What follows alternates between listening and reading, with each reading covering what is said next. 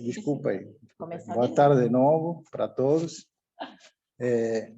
Vou me apresentar, meu nome é Carlos, e sejam bem-vindos à nossa casa, a Fraternidade Espírita Adolfo de Menezes, de Serra de Menezes, nessa tarde maravilhosa, com um pouquinho de frio, mas muito gostoso.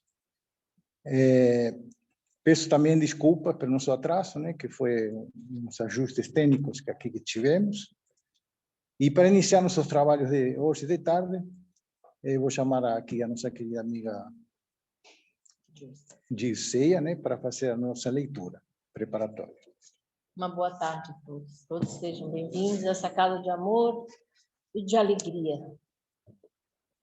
O tema de hoje aqui do livro, né, Caminho, Verdade e Vida, dos Espíritos Chico Xavier e Emmanuel. A coroa. E vestiram-no de púrpura e teceram uma coroa de espinhos, lhe a puseram na cabeça. Marcos, capítulo 15, versículo 17. Quase incrível o grau de invigilância da maioria dos discípulos do Evangelho, na atualidade, ansiosos pela coroa dos triunfos mundanos. Desde longo tempo, as igrejas do cristianismo deturpado se comprazem nos grandes espetáculos, através de enormes demonstrações de força política. É forçoso reconhecer que grande número das agremiações espíritas cristãs, ainda tão recentes no mundo, tendem às mesmas inclinações. Individualmente, os prosélitos pretendem o bem-estar, o caminho sem obstáculos, as considerações honrosas do mundo, o respeito de todos, o fiel reconhecimento dos elevados princípios que expuseram na vida por parte dos estranhos.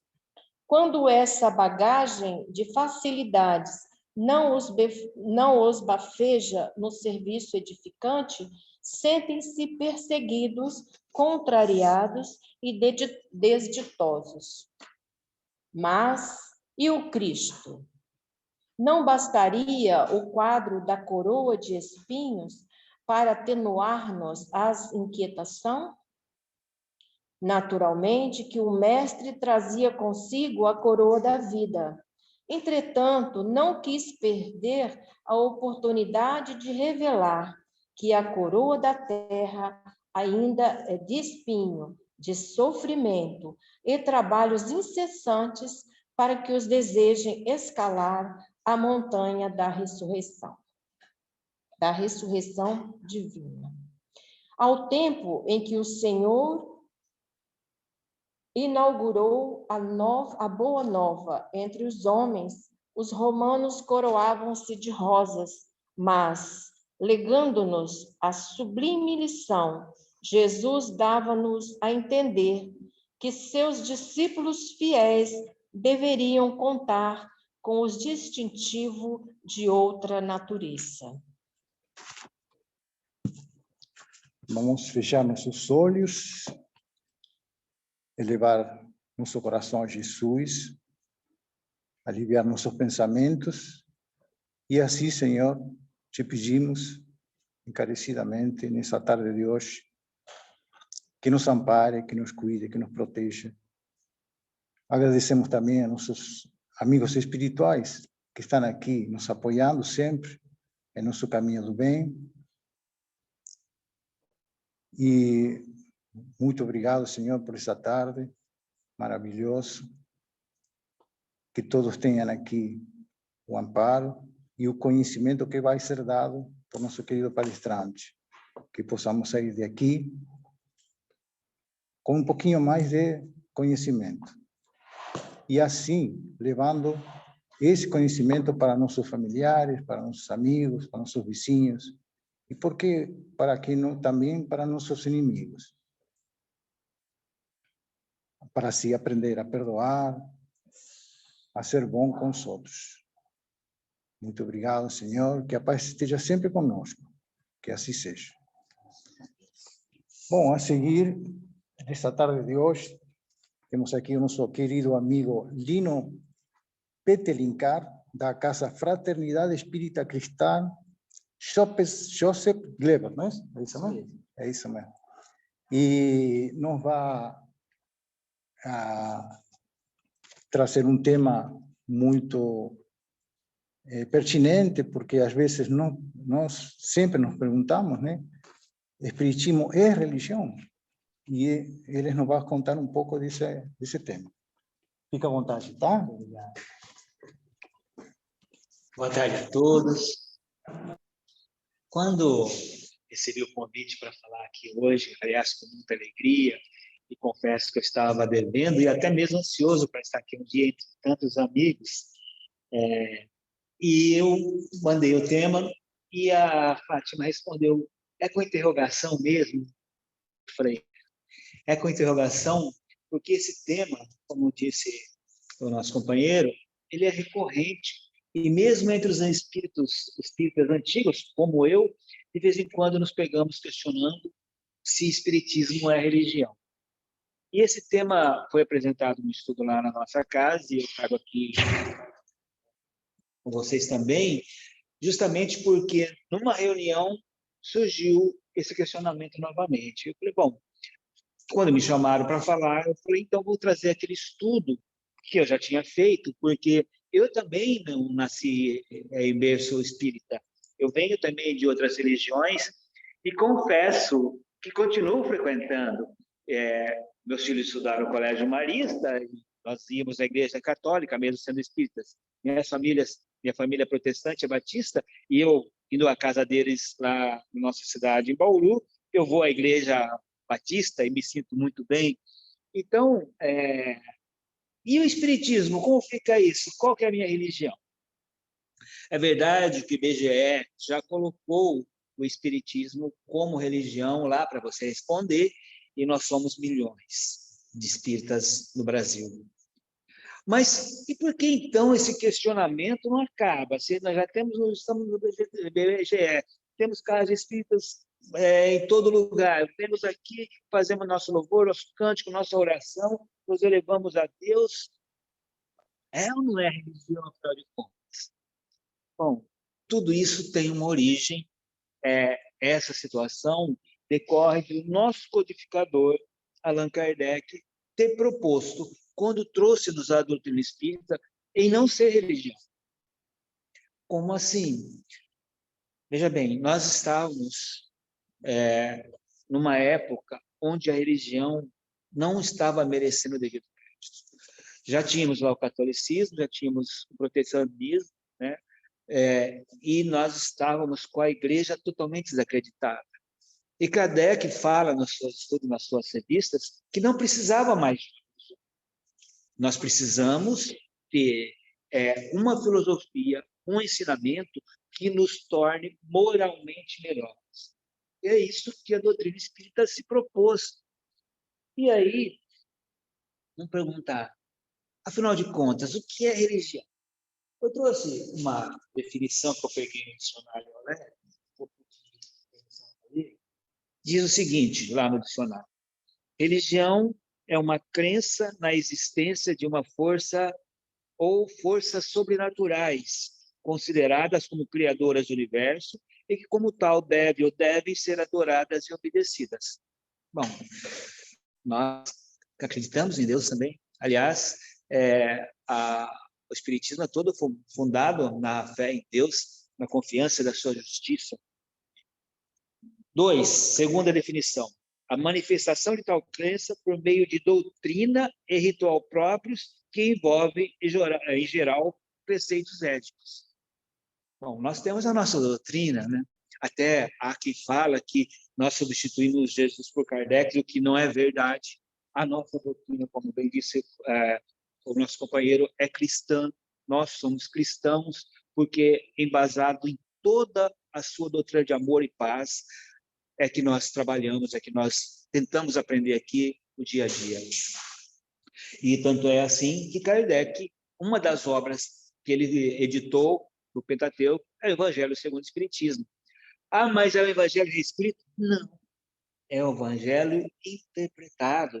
sob uma nova visão, sem dogmas, à base da ciência, à base da filosofia, à base racional. Na terceira definição, virtude do homem que presta a Deus seu culto que lhe é devido. Bom, nesse ponto, o Espiritismo não tem culto, não tem ritual, não tem uma série de coisas que as outras religiões têm. Talvez fosse. Reverência às coisas sagradas. Segundo Aurélio, é uma outra definição. Bom, isso nós temos todo o amor por Deus, todo o amor por Jesus, estamos preparados a seguir o seu caminho. Aliás, o verdadeiro espírita é aquele que pratica o amor e a caridade. Todo momento é lembrado isso. Inclusive, tem uma lição em o Evangelho segundo o Espiritismo, que Jesus interpreta a questão do amar ao próximo como a ti mesmo, que é lindo. Que ali você entende que não é questão de egoísmo, que não é questão de orgulho você se valorizar, cuidar de você. E é evidentemente que só pode amar o próximo quem ama você. Bom, então nós reverenciamos as coisas sagradas. O quinto definição ainda de Aurélio é crença fervorosa, devoção, piedade. Nós temos a nossa crença em Deus, em Jesus. E a piedade aqui nós trocamos por caridade. E, segundo o Espiritismo, segunda lição que nos trouxeram os Espíritos, fora da caridade não há salvação. Então, estamos dentro do conceito de religião. E aí, tem a sexta definição, crença numa religião determinada, fé e culto. Nós acreditamos na doutrina dos Espíritos, achamos que os Espíritos têm muito a nos dizer, e a todo momento ele vem dizendo. E nas obras doutrinárias de Kardec, ele fala que a Bíblia é toda feita por Espíritos. Ah, mas foi Deus que se manifestou através de... Aí veio o anjo do Senhor e falou a Maria, olha, bem-aventurada. Quem que era Gabriel? Senão um Espírito de luz. E tantos outros que estão ali relatados. Então, nesse ponto de vista, nós temos a nossa fé. Vida religiosa, que é a definição número 7, que Aurélio traz para a religião. Nós temos a nossa vida religiosa, sim. Nós viemos aqui, nos reunimos, cantamos, ouvimos a palestra, estudamos, fazemos a nossa prece, elevando nossos pensamentos. Então, nós temos uma vida religiosa. E, principalmente, vida religiosa no sentido de se melhorar, porque o bom espírito é aquele que tenta todo dia vencer. E o penúltimo é uma definição de Aurélio também muito interessante. Diz, qualquer filiação a um sistema específico de pensamento ou crença que envolve uma posição filosófica, ética, metafísica, etc. Bom, é tudo que nós fazemos aqui. Nós nos filiamos à doutrina dos espíritos, nós pensamos a filosofia como praticar o bem e o amor ao próximo, nós pensamos na nossa ética como nos aperfeiçoarmos todo dia para pararmos de sofrer. Então, isso aqui cabe também. E a última definição, número 9, diz Aurélio que religião é o modo de pensar ou agir e os seus princípios. Nós temos os nossos princípios. Primeiro, fora da caridade não há salvação. Fé verdadeira é aquela que pode ser comprovada igual a ela. Entre outras coisas. Entre tantas outras coisas. Então, se olharmos por aqui, por a definição do Aurélio, nós temos, sim, a definição de que Espiritismo é uma religião, se considerarmos todos esses conceitos que nós vimos. Mas e por que, então? O Livro dos Espíritos foi lançado há 165 anos, em 18 de abril de 1857. E na sua introdução, Kardec nos apresenta assim a doutrina dos Espíritos. Para as coisas novas, necessitam-se de palavras novas. Assim, o que é a clareza da linguagem, assim, o querer a clareza da linguagem e evitar a confusão, inseparável do sentido múltiplo dos mesmos vocábulos. As palavras espiritual, espiritualista, espiritualismo têm uma acepção bem definida. Dar-lhes uma nova para aplicar a doutrina dos espíritos seria multiplicar as causas já numerosas de anfibiologia. Com efeito, o espiritualismo é o oposto do materialismo. Quem crê haver em si outra coisa que a matéria é espiritualista, mas não se segue daí que crê na existência dos espíritos ou em suas comunicações com o mundo visível. Em lugar das palavras espiritual e espiritualismo, empregamos para designar essa última crença a espírita ou de espiritismo, das quais a forma lembra a origem do sentido radical, e que, por isso mesmo, tem a vantagem de ser perfeitamente inteligível. Reservamos a palavra espiritualismo à sua acepção própria. Diremos, pois, que a doutrina espírita ou espiritismo tem por princípios as relações do mundo material com os espíritos e os seres do mundo invisível. Os adeptos do espiritismo são os espíritas, e, se quiserem, os espiritistas. Como especialidade, o Livro do Espírito contém a doutrina espírita. Como generalidade, ele se prende à doutrina espiritualista, da qual apresenta uma das faces. Tal a razão porque traz no seu cabeçalho as palavras filosofia espiritualista. Então, nós vemos aqui que Kardec trouxe a palavra espiritismo como um neologismo, ou seja, uma palavra que ele construiu para definir a nossa doutrina. E por isso, ele quer deixar bem claro que espiritualista é gênero. E aí nós temos os nossos companheiros afros, nós temos os nossos irmãos orientais, que também creem em várias situações que nós, mas espiritismo ou espiritista, ou doutrina espírita, tem a sua conotação própria. Mais adiante, ainda aqui na introdução, ele fala assim: a ciência espírita compreende duas partes: experimental uma, relativa às manifestações em geral; filosófica outra, relativa a manifestações inteligentes. E é isso a principal fundamento. Kardec não trouxe aqui, inicialmente, a doutrina espírita como religião. Ele trouxe como ciência e filosofia. Porque, sendo ele um professor, com diversos livros didáticos publicados, acostumado à ciência da comprovação, da observação, ele não podia fazer uma obra baseada na ficção. E ele trouxe como ciência, e todos nós que conhecemos a doutrina espírita, depois de muito pesquisar, depois de muito comprovar várias manifestações. Ele só tinha um fato como verdadeiro se mais de uma médium trouxesse uma mensagem de mais de um espírito. Então, voltando àquela questão, Kardec substitui Jesus? Não. Kardec e o Espiritismo nos faz compreender Jesus de uma forma raciocinada, cientificamente demonstrada, filosoficamente aplicada. Não é dogma, é verdade, é ciência experimental. E ele mesmo fala, olha, se eu tiver errado, daqui uns dias isso aí acaba, some.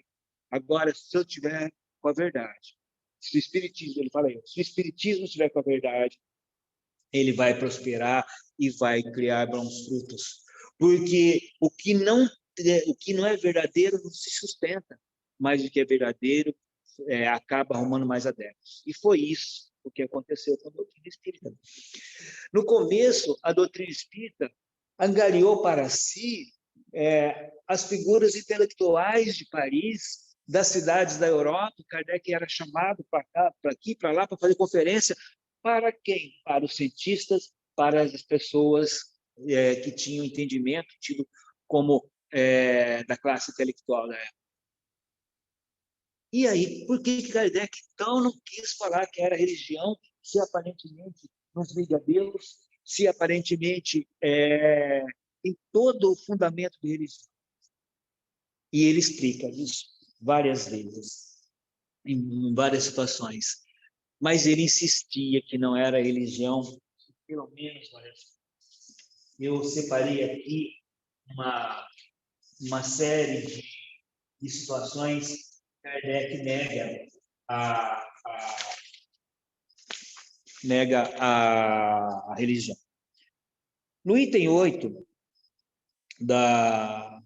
do que é o Espiritismo, diz Kardec: o Espiritismo é uma opinião, uma crença. Fosse uma religião, não se teria liberdade de se dizer espírita, como se tem de dizer católico, protestante, judeu, adepto de tal qual doutrina espírita, da qual se sustenta um sistema econômico. Essa crença é falsa ou é verdadeira? Se é falsa, cairá por si mesmo, visto que o erro não pode prevalecer contra a verdade, quando se faz na luz da inteligência. Se é verdadeira, não haverá perseguição que a torne falsa. Na verdade, isso foi publicado na revista Reformadora e extraído da Revista Espírita de 1868. Bom, em O que é o Espiritismo, que é um livrinho também bom de ler para a gente entender, Kardec traz novamente a questão da definição do Espiritismo e traz também algumas definições.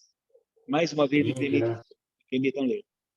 O Espiritismo, sendo independente de toda forma de culto, ou seja, não atrelada a nenhuma religião, não prescreve nenhum deles e não se ocupa de dogmas particulares. Não é uma religião especial, porque não tem nem seus sacerdotes, nem seus templos. Aqueles que lhes perguntam se faz bem seguir tal ou tal prática, ele responde: se credes bem seguir tal ou tal prática, se credes vossa consciência induzi-la a fazê-lo, fazei-o. Deus tem sempre em conta a intenção. Em uma palavra, ele não se impõe a ninguém, não se dirige àqueles que têm fé e a quem não se dirige àqueles que têm a fé e a quem esta fé basta, mas a numerosa categoria dos incertos e dos incrédulos. E não os arrebata da igreja, uma vez que dela estão separados moralmente no todo ou em parte. Lhes é necessário trazer 3/4 partes do caminho para poder entrar. Cabe a ela fazer o resto. Kardec estava falando aqui, porque o Espiritismo, primeiro, não reprime nenhuma religião. Que cada um siga com sua consciência. Quer ir na igreja católica? Vá. Quer ir na igreja protestante? Vá. Eu vou nas duas, né? Então, outro dia, alguém comentando uma coisa particular sobre isso, eu não sou religião, eu sou espírita ecumênico. Eu falei, como que é isso, ecumênico? Eu sou de todas as religiões, mas a minha religião é o espiritismo.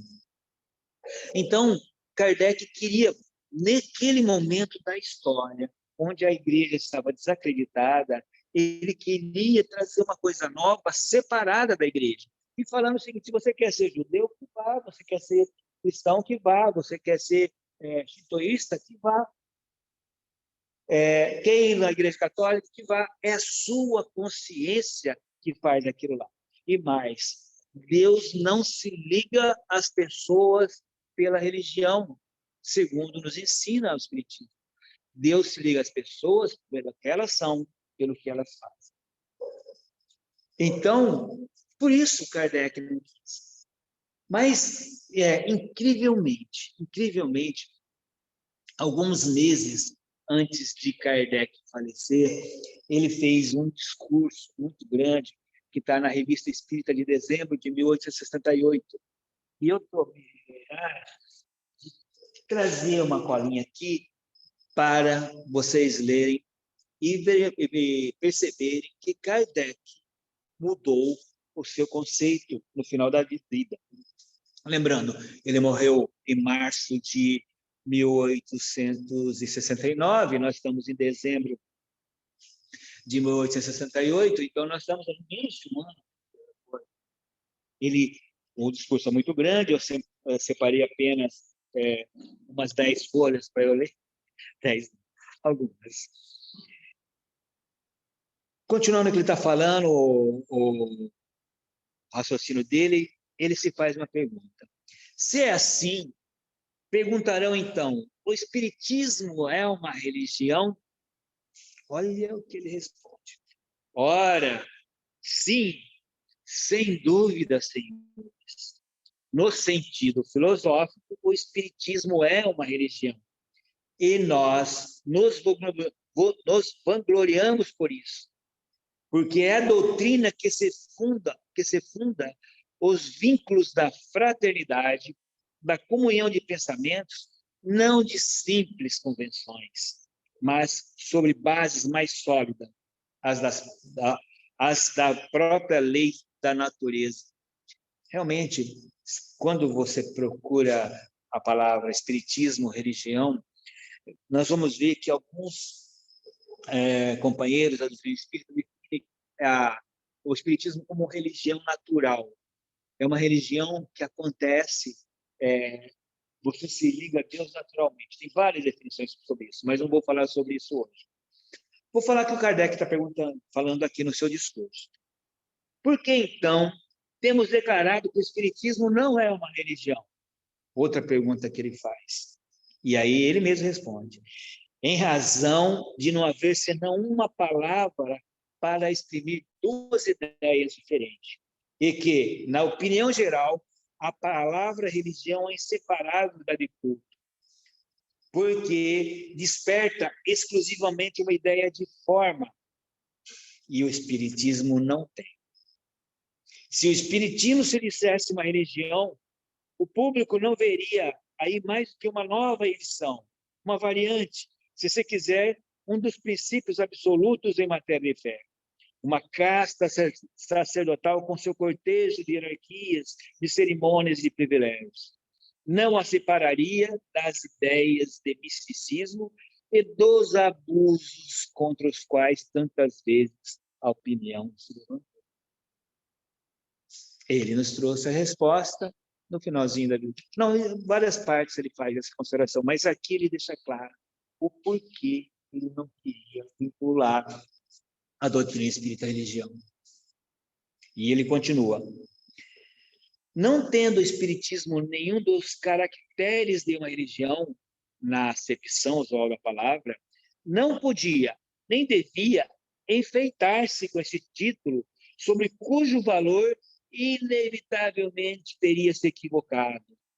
Eis porque simplesmente se diz doutrina filosófica e moral.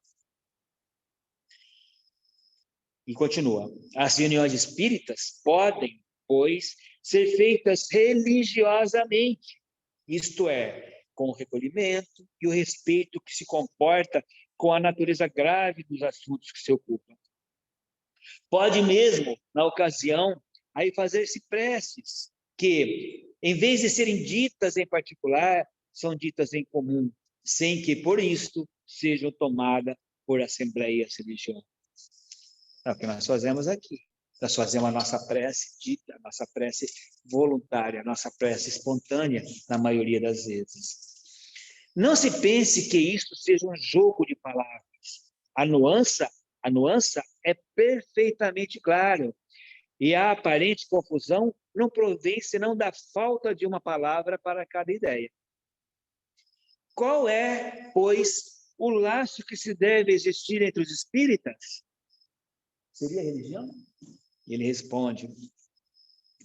Temos que lembrar, eu já li isso em algum lugar, que o método de Kardec, tanto para o livro espírita, como para as questões que ele colocava, era socrático. Sócrates colocava as questões os espíritos, para os seus companheiros responder, e depois ele acrescentava alguma coisa. O que é a chuva? A chuva. E Kardec vem e faz a mesma coisa. Quantas vezes você olha? O Livro dos Espíritos, 1018 ou 1019 questões que ele colocou filosoficamente para nos responder as mais variadas questões. Se nós pensarmos, é uma técnica de educação que ele usou. E mais aqui ele faz outra pergunta. Pois qual é, então, o laço que deve existir entre os espíritas? E ele responde: eles não estão unidos entre si por nenhum contrato material, por nenhuma prática obrigatória. Qual é o sentimento no qual se deve confundir todos os pensamentos? Responde de novo: é um sentimento todo moral, todo espiritual, todo humanitário. O da caridade para com todos, ou, em outras palavras, o amor ao próximo que compreende os vivos e os mortos, pois sabemos que os mortos sempre fazem parte da humanidade. A caridade é a alma do Espiritismo. Ela resume todos os deveres do homem para consigo mesmo e para com seus semelhantes, razão porque se pode dizer que não há um verdadeiro espírita sem caridade. Mas a caridade é ainda uma das palavras no sentido múltiplo, cujo inteiro alcance deve ser bem compreendido. E se os espíritos não cessam de pregá-las e defini-las, é que provavelmente reconhecem que isso ainda é necessário. O campo da caridade é muito vasto, compreende duas divisões, que, em falta de termos especiais, pode designar-se pelas expressões caridade beneficente e caridade benevolente. Compreende-se facilmente a primeira, que é naturalmente proporcional aos recursos materiais que se dispõe, mas a segunda está ao alcance de todos, do mais pobre como do mais rico. É a beneficência forçosamente limitada. Nada além da vontade poderia estabelecer limites da beneficência. Então, Kardec nos trouxe aquele palavra que, se não me engano, foi o Espírito da Verdade que nos trouxe. Eu estou em dúvida se foi o Espírito da Verdade ou foi São Vicente. Que nos fala, fora da caridade, nossa. Então, e nós todos vivemos essa situação, de vivermos a caridade, de vivermos o amor e de termos o nosso único dom. Único dom. Fora da caridade, na salvação. Não adianta ser fingido, não adianta ser nada. O que você tem é que fazer o bem. Eu não posso fazer a caridade beneficente, porque me faltam os recursos materiais. Eu faço a caridade benevolente, ao amparo com a palavra, com amor, com abraço, com uma atenção. Com uma atenção a alguém, a um problema. E isso traz uma reflexão muito grande a mim mesmo. Assim. Bom, e aí? Kardec continuou essa polêmica, é ou não é?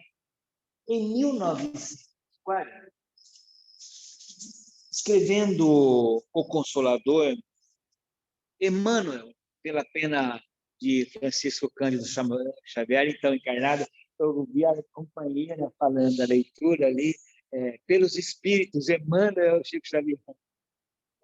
Agora, ele espírito também. Mas é verdade que nessa época ele estava encarnado. E ele muitas vezes falava que ele era apenas o escriba, né?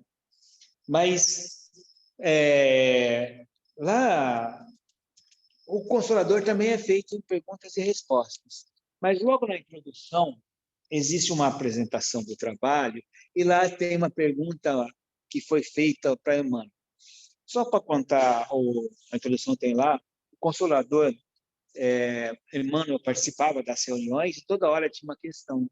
E ele, para compartilhar essas questões que surgiam, resolveram formalizar aquelas questões, tal como Kardec fez, transformar aquelas questões em perguntas e respostas, e formou um livro maravilhoso que tem resposta a tudo. Você quer saber o que é salvação para o espírito? Tem lá. Você quer saber uma série de coisas nos explicando, que são aquelas perguntas que nós fazemos. E fizeram essa pergunta para a irmã.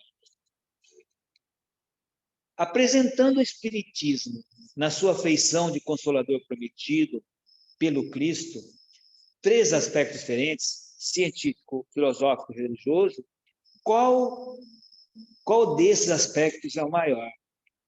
Bom, quem perguntou já fez a afirmação que todos nós espíritos conhecemos, do triplo aspecto, do científico, que comprova pela ciência, pela repetição, pela experiência, as verdades encontradas, a filosofia, buscando o sentido das coisas, o conhecimento de todas as coisas, e a religião nos ligando a Deus. E olha o que Emmanuel responde dessa questão. Podemos tomar o Espiritismo simbolizado nesses 3 modos. Um triângulo de 3 forças espirituais.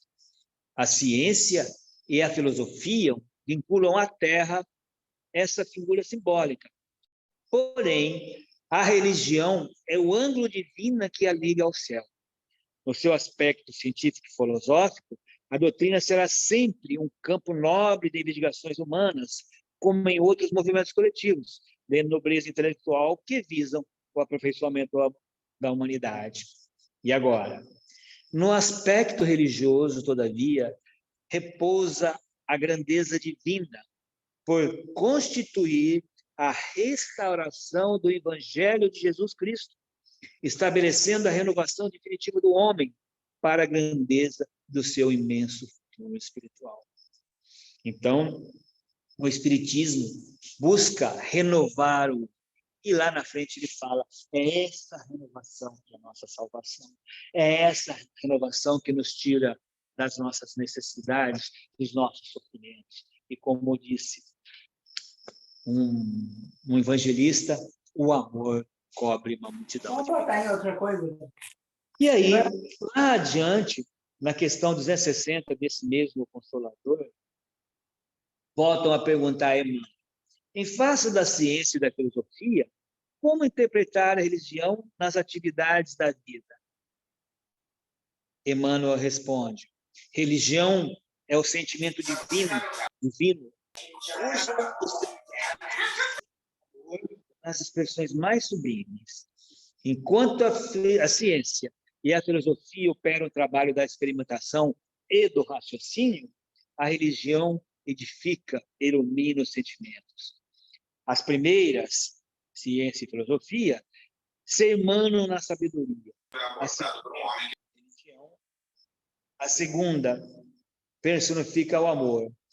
As 2 asas divinas com que a alma humana penetrará um dia nos pórticos sagrados da espiritualidade. Então, companheiro, depois de tudo isso, somos e o papel das redes sociais.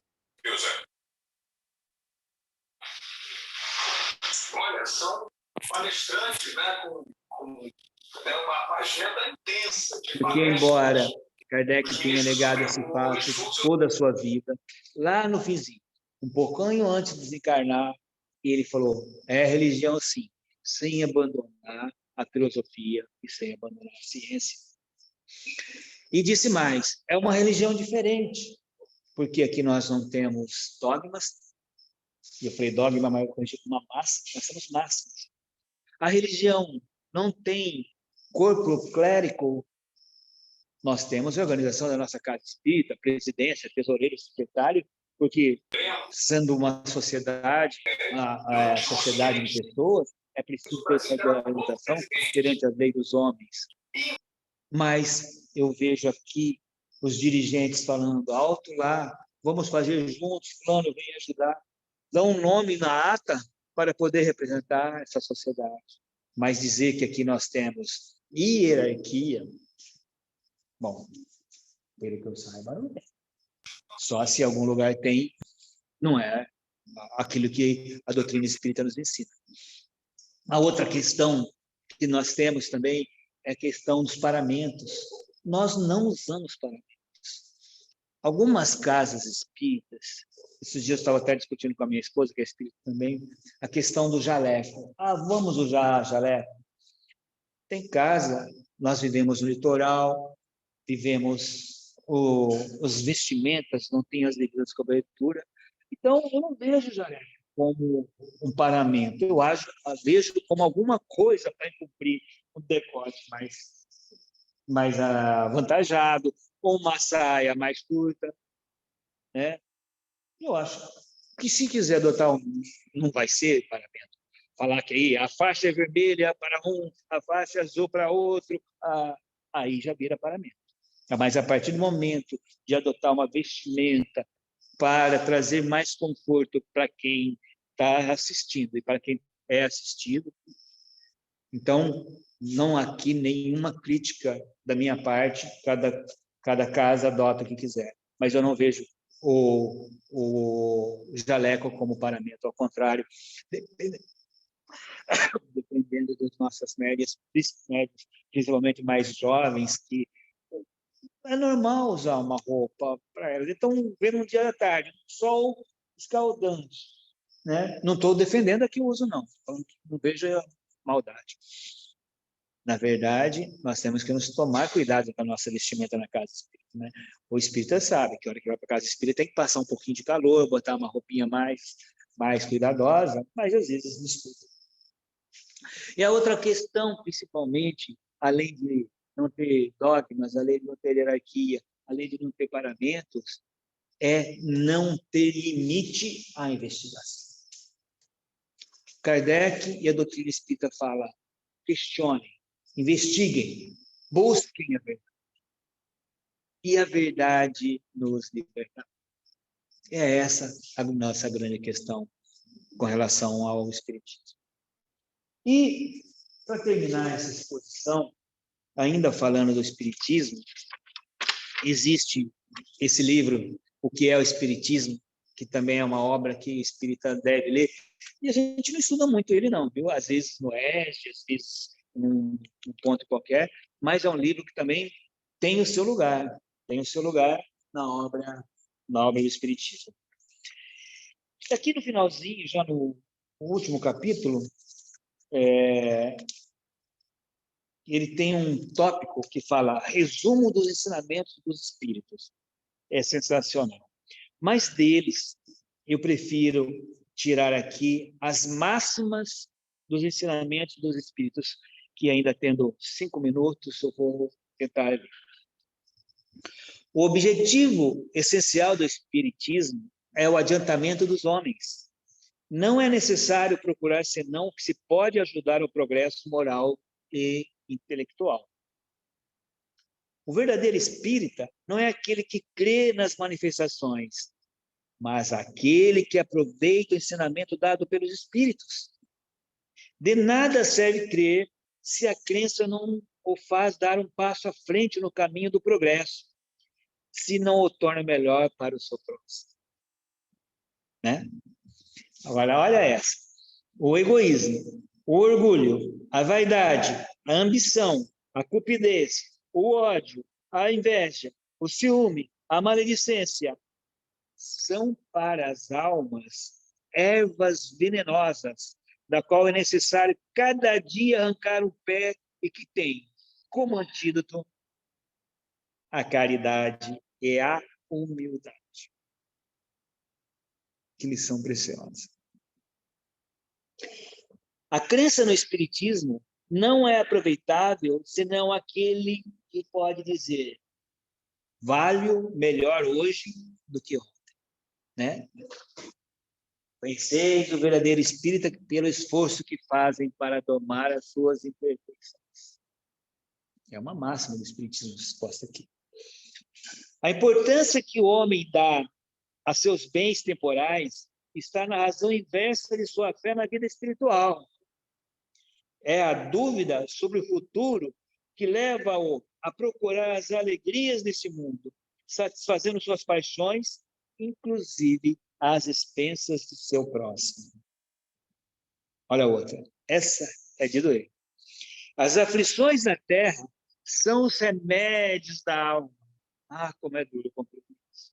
Estamos aqui toda hora, me ajuda. E temos que buscar mesmo. Elas assalvam para o futuro como uma operação cirúrgica dolorosa, salva a vida de um doente e lhe devolve a saúde. Por isso, o Cristo disse: bem-aventurados os aflitos, porque serão consolados. Nas vossas aflições, olhai abaixo de vós e não acima. Pensai naqueles que sofrem ainda mais que vós. É verdade. Às vezes a gente está passando uma dificuldade enorme de saúde, de dinheiro, de relacionamento, tantas dificuldades que esse mundo nos apresenta, e aí você olha, tem alguém pior, saúde pior que você, com relacionamento pior que você, com dinheiro pior que você, com trabalho pior que você. E aí você fala, eu sou feliz. Olha outra. Nas vossas aflições, eu falei, o desespero é natural naquele que crê que tudo acaba com a vida do corpo. É um contrassenso naquele que tem fé no futuro. Por isso que há esperança. A esperança pregada por Jesus no futuro. A esperança que o Espiritismo nos ensina. A perseverança. Esses dias participei de um estudo, não faz muito tempo, sobre perseverança, com base numa passagem de um evangelista, que me fugiu o nome agora também, que ele fala sobre a perseverança e faz a comparação com essas nossas questões. Eu não lembro se foi Paulo ou se foi Tiago, mas a memória está cada dia pior. Eu acho que é o peso dos cabelos brancos. E eu vou terminar, o meu tempo está acabando também, e convido vocês para ver tantas outras que tem nesse livrinho. O homem, e essa merece encerrar mesmo, frequentemente é o artífice da sua própria infelicidade neste mundo. Que ele remonte à fonte de seus infortúnios e verá que são, para a maioria, o resultado de sua imprevidência, de seu orgulho, de sua avidez e, por conseguinte, de sua infração à lei de Deus. Meus queridos companheiros, essa doutrina maravilhosa nos traz tantos esclarecimentos. Esse tópico do perspectiva, acho que tem 63 itens. Cada item desse é uma lição que explica Deus, nos aproxima de Deus, nos religa a Deus. E para eu encerrar, gostaria de ler uma mensagem de Emmanuel. Certa feita, eu li uma biografia de Chico Xavier e eu falei assim, mas que Emmanuel danado, como ele judiou de Chico Xavier. Eles eram amigos, né? Mas nós temos que reconhecer que o trabalho dos dois foi maravilhoso. Tantas coisas deixaram. E essa página foi extraída de um livro que chama Bíblia do Caminho, Testamento Xaveriano. Chama Justiça Divina por Emmanuel. E foi publicada na reunião pública do dia 5 de maio de 1961. Diz lá, Emmanuel. Acende a flama da reverência onde houver deslisura na ideia religiosa.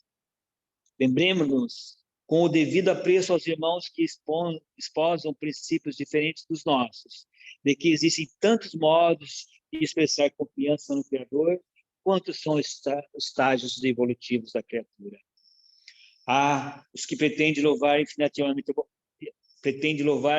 a infinita bondade, manejando borés. Há os que supõem plenamente obrigados de todos os compromissos para com a própria crença, tão somente por se entregarem a bailados exóticos. Há os que se cobrem de amuletos, admitindo que o eterno poder vibre absolutamente configurado, concentrado nas figurações geométricas. Há os que fazem votos de solidão, querendo agradar a Deus aos céus, fugindo de trabalhar. Há os que levantam os santuários de ouro e pedrarias, jogando homenagear o divino amor. E há ainda os que se presumem detentores de prerrogativas e honras espaciais, pondo e dispondo dos assuntos da alma, como se Deus não passasse de um reinado ancião a sabor dos caprichos dos filhos egoístas e intransigentes. Ainda assim, toda vez que se mostrem sinceros, não lhes neguem consideração e respeito. Quase sempre são corações infantis, usando símbolos como exercício da escola, ou sofrendo sugestões de terror para se acomodarem à disciplina. Contudo, não lhes abraça as ilusões a pretexto de honorificar a fraternidade, porque a verdadeira fraternidade se movimenta a favor dos companheiros de evolução, clareando-lhes o raciocínio sem violentar-lhes o sentimento. É preciso não engrossar hoje as amarras do preconceito, para que o preconceito não se faça crueldade amanhã, perseguindo em nome da caridade ou suplicando em nome da fé. Se a doutrina espírita já te alcançou o entendimento, apoiando-te a libertação interior e ensinando-te a religião natural da responsabilidade com Deus em ti mesmo, recorda-te a promessa de Cristo. Conhecereis a verdade, e a verdade, afinal, vos fará livre. Emmanuel. Obrigado a todos, uma boa tarde. Ficaremos todos em paz e que quem estiver aqui presente que seja conduzido em paz para as suas residências. Quem nos estiver vendo online, que também seja abençoado em seus anos. Muito obrigado.